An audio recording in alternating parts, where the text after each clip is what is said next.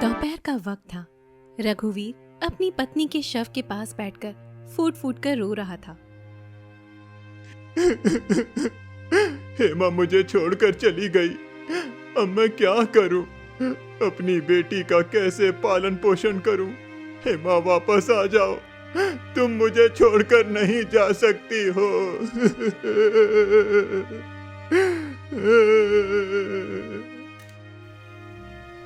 पिताजी, माँ को क्या हुआ? ये कुछ बोल क्यों नहीं रही है? मैंने कब से उठा रही हूँ पिताजी।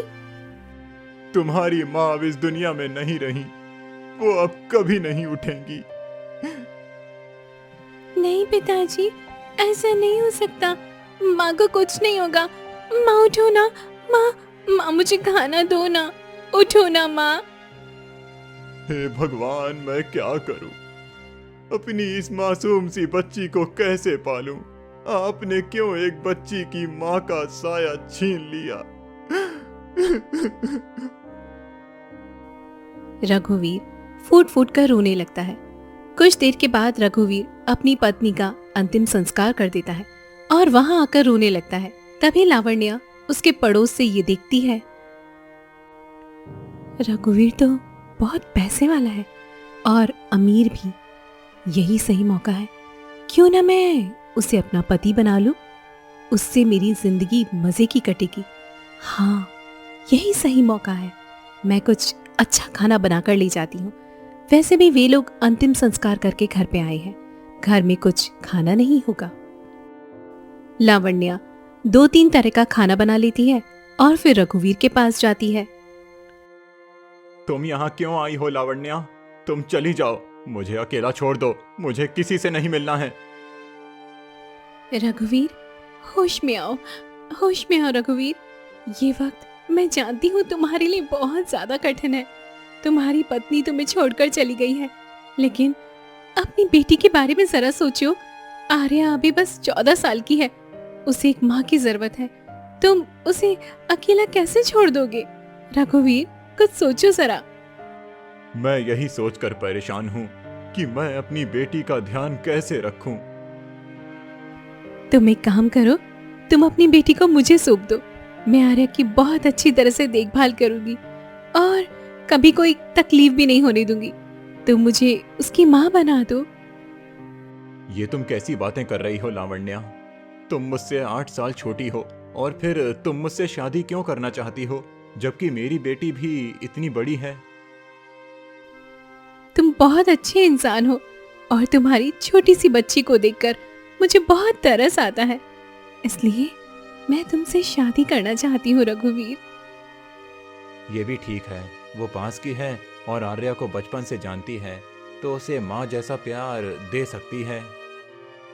हाँ, मैं शादी के लिए तैयार हूँ। मैं अपनी बेटी को एक माँ देना चाहता हूँ। भगवान ने एक माँ को तो छीन लिया, लेकिन तुम्हारे रूप में एक माँ भेज दी है। कुछ ही दिनों में लावण्या और रघुवीर की शादी हो जाती है और ऐसे ही देखते देखते 5 साल बीत जाते हैं। ये अच्छे बनने का नाटक ना अब बहुत ज्यादा हो गया। अब मेरा मकसद पूरा हो गया है। अब मुझे बस उस पर ध्यान रखना है। तभी रघुवीर आता है। मैं कुछ काम से बाहर जा रहा हूँ, आने में कुछ समय लगेगा। तब तक तुम आर्या का अच्छे से ध्यान रखना। ये भी कोई कहने की बात है? जाओ आप, देख रहे हो इतने वर्षों से मैंने उसकी कितनी अच्छे से देखभाल की है। मुझे तुम पर भरोसा है, तुम मेरी बेटी का अच्छे से ख्याल रखोगी। बिल्कुल, मैं देख लूंगी। तभी रघुवीर वहां से चला जाता है और आर्या आ जाती है। माँ, मुझे खाना दो ना, आपने रात में भी मुझे खाना नहीं दिया था। चुप कर मनहूस कहीं की, हर वक्त खाना खाना खाना करती रहती है। जा जाकर सारे बर्तन धो और कपड़े भी रखे हैं, सारे के सारे कपड़े धो देना, समझी? तो माँ, मैं तो अभी सारे कपड़े धोकर उठी हूँ, फिर वापस कहाँ से कपड़े आ गए? तू मुझसे जबान लड़ाएगी? तेरी खाल उधेड़ लूंगी। जाकर मैंने कहा ना, चुपचाप सारा काम कर। ठीक है माँ, मैं काम कर देती हूँ। आर्या सारे काम करती है और फिर लावण्या के पास आती है। मैंने बर्तन कपड़े सब काम कर दिए हैं माँ, अब तो मुझे खाना दे दो। जाकर एक रोटी पड़ी है, खा ले, ठूस ले अपने मुंह में। एक रोटी में क्या होगा, मेरा इससे पेट नहीं भरेगा। रुक जा, अभी मैं तेरा पेट भर देती हूँ, फिर ना तुझे कभी भी भूख नहीं लगेगी। फिर लावण्या आर्या को बहुत मारती है, जिससे उसके पैर सूज जाते हैं। मेरे पैरों में बहुत दर्द हो रहा है माँ, मुझे छोड़ दो, मत मारो मुझे माँ। चुप कर, अब कुछ नहीं बोलना, समझी तू? ऐसे ही कई दिन बीत जाते हैं और लावण्या छोटी छोटी बातों पर आर्या को मारती पीटती रहती है। फिर एक दिन रघुवीर आ जाता है। आर्या बेटी देखो, मैं तुम्हारे लिए पड़ोस वाले गांव से क्या लेकर आया हूँ। तुम्हारे लिए एक अच्छा सा सूट लिया है, जल्दी आओ। आप आ गए? मेरा तो मन ही नहीं लगा आपके बिना। आप इतने दिन जो मेरे पास में नहीं थे। अरे भाग्यवान, अब कहीं नहीं जाने वाला हूँ। पहले अपना हाथ मुंह तो धो लीजिए, तब तक मैं आर्या को लेकर आती हूँ। फिर लावण्या आर्या के कमरे में जाती है। देख, मैंने तेरे साथ जो कुछ भी किया है, तू अपने पिता से कुछ मत कहना, समझी तू? अगर तूने कहा तो मैं भी घर छोड़कर चली जाऊंगी और तेरे पिता को बहुत ज्यादा तकलीफ पहुंचा दूंगी, समझी तू? ठीक है माँ, मैं कुछ नहीं कहूंगी, बस आप पिताजी को कुछ मत करना। जब तक तू अपना मुंह बंद रखेगी तब तक मैं तेरे पिता को कुछ नहीं करूंगी, समझ गई ना? माँ, तुम मुझे छोड़कर क्यों चली गई? पिताजी मुझे बहुत प्यार करते हैं, पर मैं सच्चाई किसी से भी नहीं कह सकती कि माँ मेरे साथ क्या क्या करती है। इतना कहकर आर्या कमरे से बाहर आती है। अरे वाह आर्या बेटी, कहाँ रह गई थी? जल्दी आ बेटा, देख मैं तेरे लिए सूट लेकर आया हूँ। पिताजी, मैं अभी आ रही हूँ। आर्या धीरे धीरे बाहर आती है। क्या हुआ बेटी, तुम्हारे पैरों में चोट लगी है क्या? कुछ नहीं पिताजी, बस पैर फिसल गया था, इसी वजह से गिर गई और चोट लग गई। बेटी ध्यान से चला करो, ऐसे तुम्हें बहुत तकलीफ हो रही होगी। रुको, मैं अभी वैद्य जी को बुला देता हूँ। अरे नहीं नहीं, आप इतनी फिक्र क्यों करते हो? मैंने पहले ही चंदन का लेप लगा दिया है, उसी से आराम आ जाएगा इसे। बस 1-2 दिन में ठीक हो जाएगा। मैं भी ये नुस्खे अच्छे से जानती हूँ जी। पता नहीं लावण्या, अगर तुम नहीं होती तो मैं आर्या का कैसे ध्यान रख पाता। बस तुम इसी तरह आर्या का ध्यान रखती रहना। हाँ, आप चिंता मत करिए, मैं इसका बहुत अच्छे से ध्यान रखूंगी। 2-3 दिन बीत जाते हैं। अरे करम जली, तूने आज घर का काम क्यों नहीं किया? बोल। माँ, मुझे बहुत जोर का बुखार है, मैं उठ भी नहीं पा रही हूँ, मैं खाना नहीं बना पाऊंगी, तुम बना लो, मैं बाद में पक्का बना दूंगी। करम जली कहीं की, मुझसे ये बात कहने की तेरी हिम्मत कैसे हुई? अभी बताती हूँ तुझे। अब जल्दी जाकर खाना बना, उसके बाद मेरे पैर दबाना, समझी तू? जी माँ। आर्या जैसे तैसे उठकर बाहर जाती है। क्या हुआ बेटी, तुम्हें तो बुखार है, तुम इधर खाना बनाने कहाँ जा रही हो? जाओ, जाकर आराम करो। माँ ने कहा है मुझे खाना बनाना है पिताजी। तुम्हें इतना बुखार है, फिर भी तुम खाना बनाओगी? लावण्या, लावण्या तुम बाहर आओ। ये तुम क्या कर रही हो मेरी बेटी के साथ? इसे इतनी तेज बुखार है और तुम इसे खाना बनाने के लिए बोल रही हो? मैं तुम्हें घर में इसीलिए लेकर आया हूँ क्या? मैं तुम्हें यहाँ पर आर्या की माँ बनाकर लाया हूँ, ना कि अपनी पत्नी, समझ गई ना? आइंदा मेरी बेटी से काम कराने की कोशिश मत करना। जाओ, खाना खुद बना लो। मेरी बेटी आज से कोई काम नहीं करेगी, और ध्यान रखना, अगर तबीयत खराब हो तो तुम इससे एक भी काम नहीं करवाओगी। लावण्या चुप रहती है। इसने मुझे डांट खिलवाई है, इसका बदला तो मैं लेकर रहूंगी। अब देख मैं क्या करती हूँ। लावण्या जल्दी से सारा खाना बना लेती है, फिर वैद्य के पास जाती है और दवा लेकर घर पर आती है और खाने में दवा मिला देती है। अब बाई का मजा। फिर लावण्या वो खाना लेकर आर्या के पास जाती है। ले खा ले बेटी, मैंने तुम्हारे लिए बहुत प्यार से बनाया है। आर्या खाना खाती है। तभी कुछ घंटों के बाद उसे उल्टियां आती है। क्या हो गया बेटी? तुम 3 बार उल्टी कर रही हो। तुम ठीक तो हो ना? तुम्हारी तबीयत ठीक नहीं लग रही है।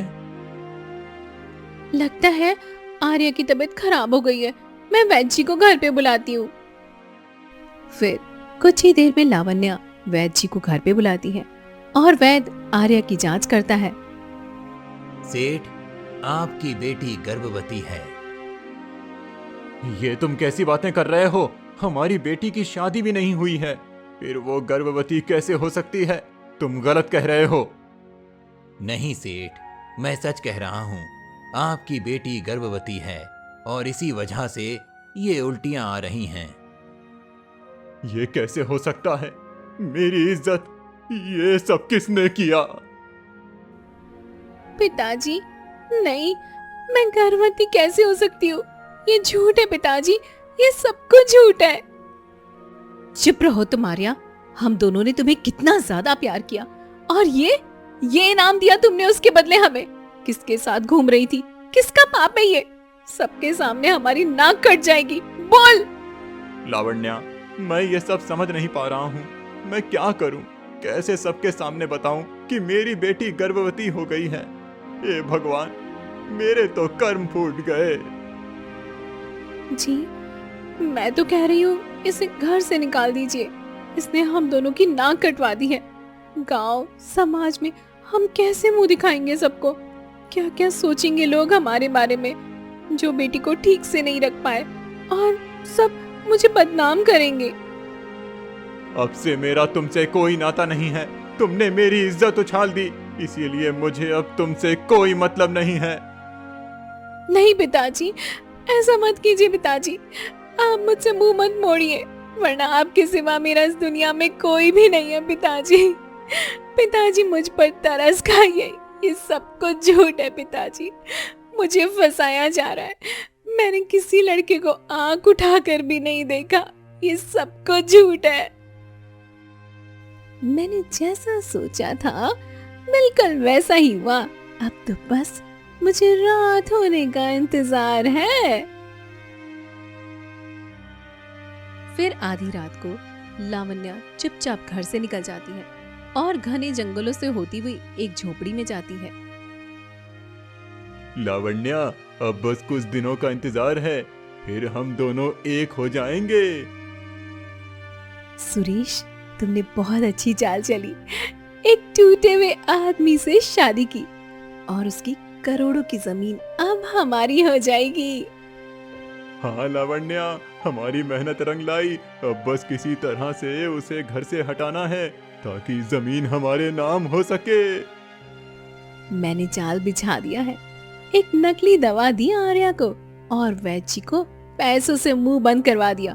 वैद्य ने झूठ बोला कि आर्या गर्भवती है और रघुवीर टूट गया। हमारा रास्ता साफ हो गया सुरेश। चलो, अब बस आर्या को घर से निकाल दो और फिर हम शादी करके मजे की जिंदगी जिएंगे। हाँ चलो, मैं वापस जाती हूँ। कहीं अगर किसी ने हम दोनों को देख लिया तो हमारा भांडा फूट जाएगा। फिर लावण्या जल्दी से घर वापस आ जाती है और सुबह होते ही, यहाँ से निकल जा, मेरी नाक कट गई है।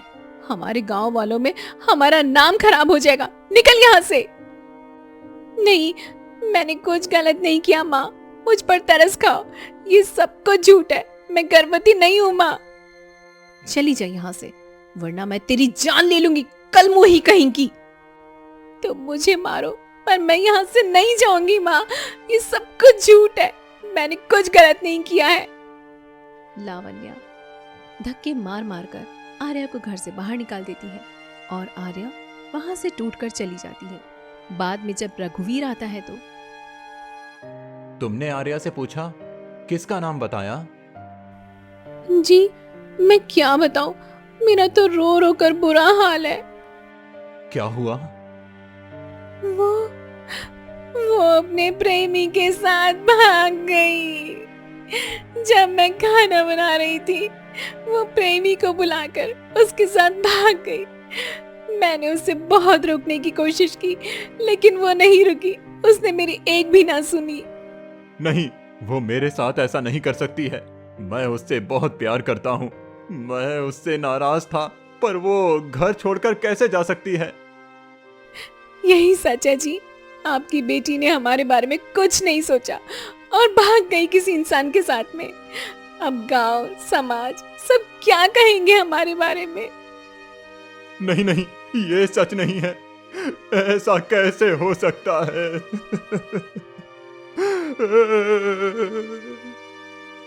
रघुवीर फूट फूट कर रोने लगता है और ऐसे ही 1-2 दिन बीत जाते हैं। फिर आधी रात को मेरी प्यारी बेटी ने ऐसा कदम क्यों उठाया? मुझे विश्वास क्यों नहीं होता है? रघुवीर इतना कहकर सोने की कोशिश कर रहा था कि तभी लावण्या उठती है और कमरे से बाहर जाने लगती है। आधी रात को लावण्या कहाँ जा रही है? मुझे इसका पीछा करना चाहिए। रघुवीर लावण्या का पीछा करता है और देखता है कि लावण्या एक झोपड़ी में जाती है। सुरेश, मैंने काम कर दिया। आर्या हमारे रास्ते से हट गई। अब तुम बस मुझे ले जाओ यहाँ से। ठीक है, अब बस किसी तरह रघुवीर को हटाना है और फिर हम शादी कर लेंगे। रघुवीर सामने आ जाता है और चिल्लाता है, लावण्या धोखेबाज, तुमने मुझे धोखा दिया। बता, सच बात क्या है? तुमने मेरी बेटी के साथ क्या किया? और तुम इस आदमी से प्रेम करती हो तो तुमने मुझसे शादी क्यों की? जल्दी बताओ, वरना मैं तुम दोनों को जान से मार दूंगा। तुम तुम क्या कर रहे हो यहाँ पे? तुम तो सो रहे थे ना घर पे। तुम यहाँ पर कैसे आ गए? जब मेरी जवान बेटी घर में नहीं है, मेरे सिर पर कलंक है, तो मैं कैसे सो सकता हूँ? हम दोनों एक दूसरे से प्रेम करते हैं और हम जल्दी ही शादी करने वाले हैं। अगर तुम दोनों शादी करने वाले थे तो मुझे धोखा क्यों दिया? शादी क्यों नहीं की तुमने? क्योंकि तुम्हारे पास जमीन थी और धन था, इसलिए मैंने तुमसे शादी की। सुरेश गरीब है, इसलिए मैंने ये योजना बनाई कि मैं तुम्हें तोड़ दूं और तुम्हारी बेटी को सब लोगों के सामने बदनाम कर दूं। और हाँ, तुम्हारी बेटी गर्भवती नहीं है। हमने उल्टियां करवाई और वैद को पैसे देकर झूठ बुलवाया। ये सब हमारी चाल थी। तुम दोनों ने इतना बड़ा षड्यंत्र रचा, मेरी मासूम बेटी को बर्बाद कर दिया। मैं तुम दोनों को जिंदा नहीं छोड़ूंगा। तुम यहाँ से जिंदा जाओगे तभी तो। इसके हाथ पैर पकड़ो और इससे भी यहीं पर मार डालो। किसी को पता भी नहीं चलेगा। सुरेश, तुम लोग ऐसा नहीं कर सकते हो, नहीं कर सकते। सुरेश रघुवीर का गला दबा देता है और रघुवीर मर जाता है। हमने इसे मार दिया, अब हम क्या करेंगे? इसे घर ले जाओ, बाहर रख दो, फिर तुम रो कर दिखाओ। मैं सब संभाल लूंगा। हाँ, मैं समझ गई। अब मैं अच्छे से रोने का रोल कर लूंगी। हाँ, ठीक है। सुरेश और लावण्या मिलकर रघुवीर का शव घर पर लेकर आते हैं और दरवाजे पर रख देते हैं। और सुबह होते ही, रघुवीर, तुम मुझे छोड़कर क्यों चले गए? अब मैं अकेली कैसे जीऊंगी? मैं क्या करूंगी अकेले? लावण्या जोर जोर से रोती है। उसकी चीख सुनकर गांव वाले इकट्ठा हो जाते हैं।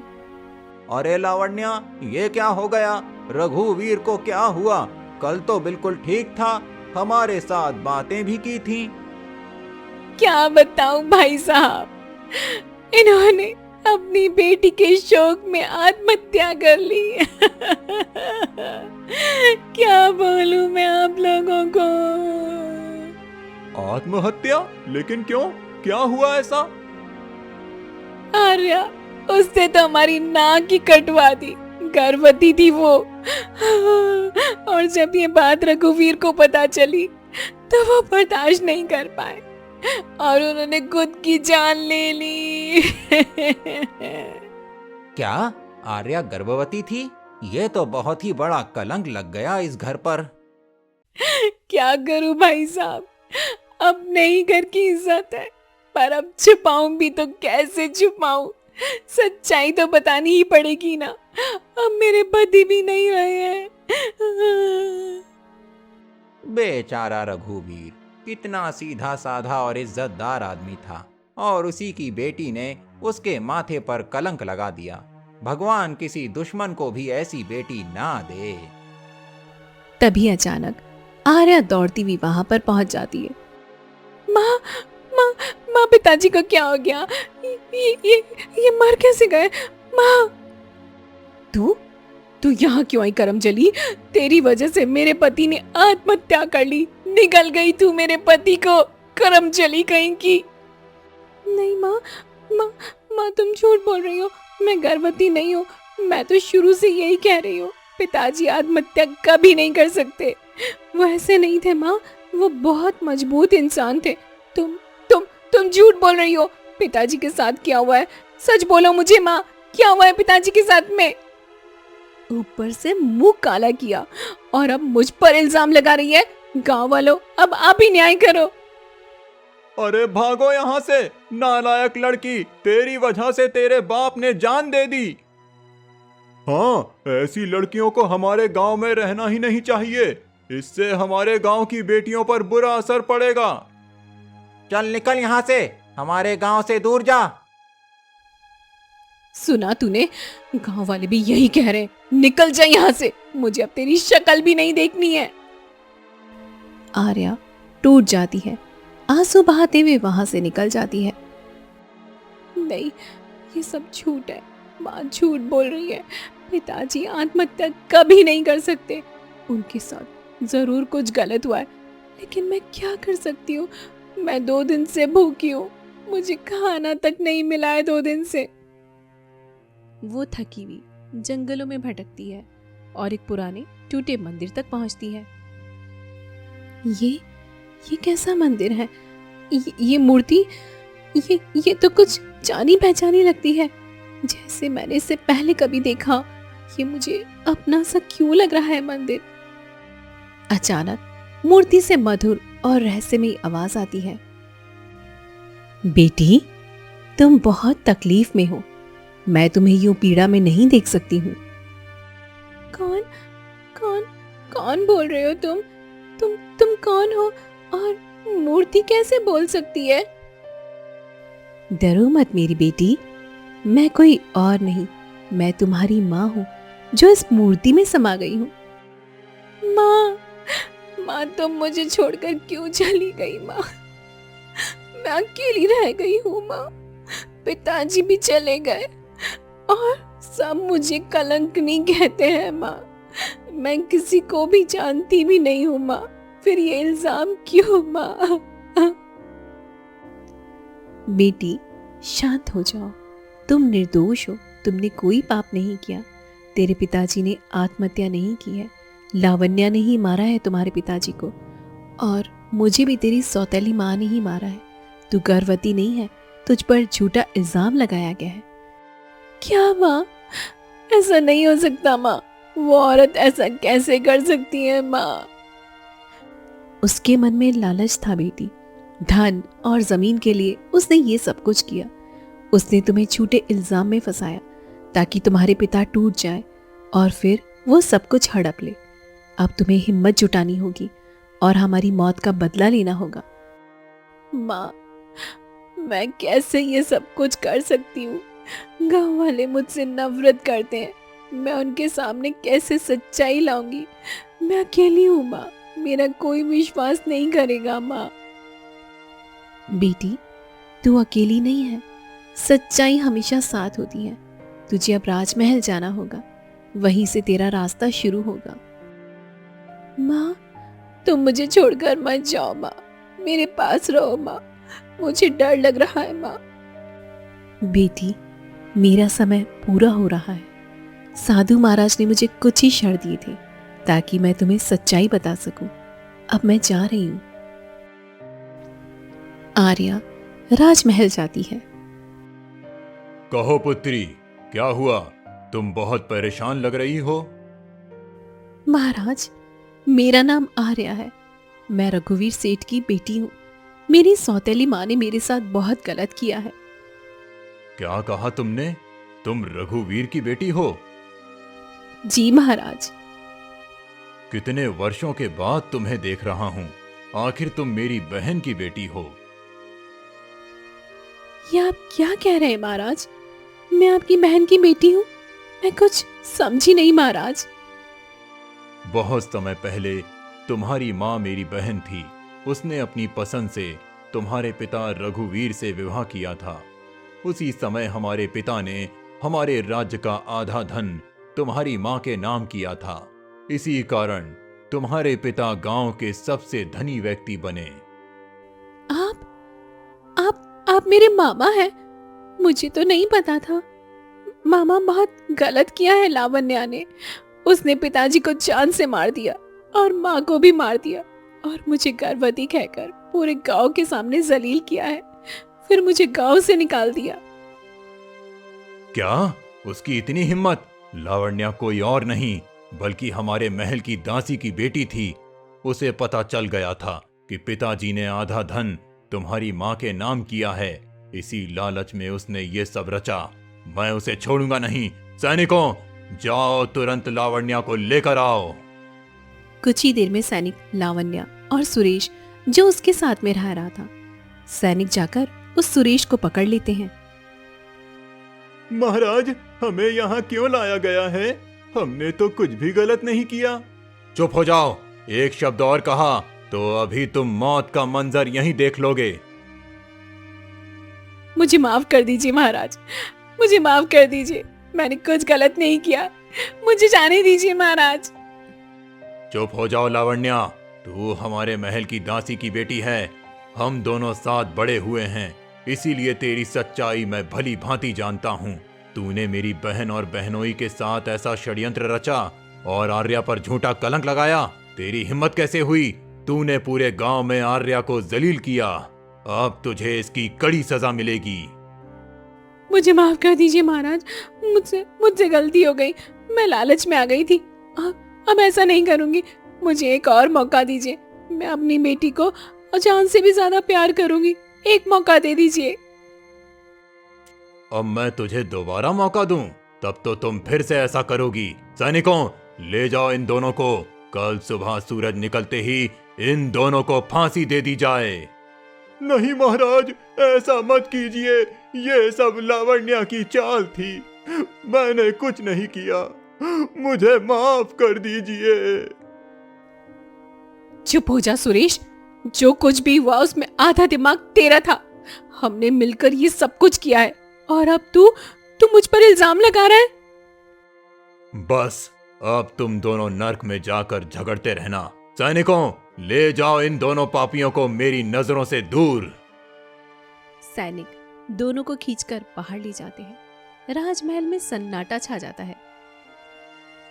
इन दोनों ने मेरे माता पिता के साथ बहुत गलत किया है।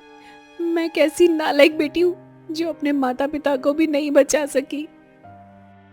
बेटी, तुम चुप हो जाओ। तुम रो क्यों रही हो? जिन्होंने तेरे पिता के साथ अन्याय किया, उन्हें उसकी सजा मिल गई है। अब तुम उदास मत हो। उन्होंने तुम्हें अनाथ कर दिया, लेकिन तुम मेरी अपनी बहन की बेटी हो। इसीलिए आज से तुम मेरी पुत्री हो और इस राज्य की राजकुमारी। क्या सच में? हाँ, आज से तुम मेरी पुत्री हो।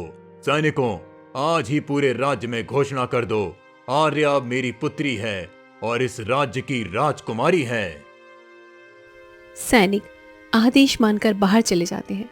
उस दिन के बाद से राजा आर्या को अपनी पुत्री बनाकर राजमहल में रख लेते हैं। आर्या अब खुशी खुशी रहने लगती है। तो गाइस आपको हमारी वीडियो कैसी लगी? अगर वीडियो अच्छी लगी हो तो वीडियो को लाइक ज़रूर करें और कमेंट करके बताएं कि अगली वीडियो आपको किस टॉपिक के ऊपर चाहिए, और हमारे चैनल को सब्सक्राइब करना ना भूलें। Thanks for watching.